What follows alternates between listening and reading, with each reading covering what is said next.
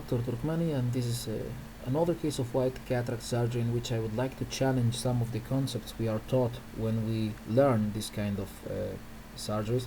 So traditionally we are taught that after we initiate the rexus we have to stop, aspirate some soft lens material, then finish off the rexus, and then aspirate more soft lens material in order to avoid Argentinian flag syndrome. And in my view, aspirating more soft lens material in the end only leaves you with a large floppy capsular bag and a small dense freely floating nucleus, and then you can run into problems. So the key points in order not to have Argentinian flag syndrome is to keep the anterior capsule flat and the AC deep, and as I have just mentioned, then there would be no point on further decompression of the bag after you have completed the rexus. The rexus will not tear out at that point because of not having decompressed the bag.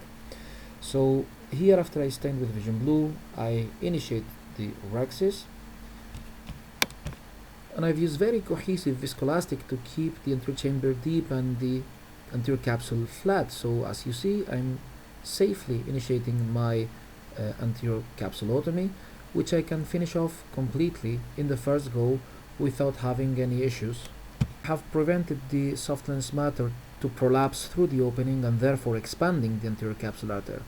Without hydrodissecting, because these cases normally have a pocket of fluid between the posterior plate and the posterior capsule. Phacoemulsification without decompressing the bag any further, because the soft lens matter will act as a cushion, filling in the volume of the large capsular bag and therefore avoiding having a small freely floating dense nucleus in a large floppy bag. The surgery successfully, only adjusting the parameters of the phaco machine, and I can safely remove the cataract. I like using capsular tension rings in these cases because the capsular bag is large, and using a CTR makes the effective lens position more predictable with a better refractive outcome, and I finish off the case as normal. Thank you very much for your attention.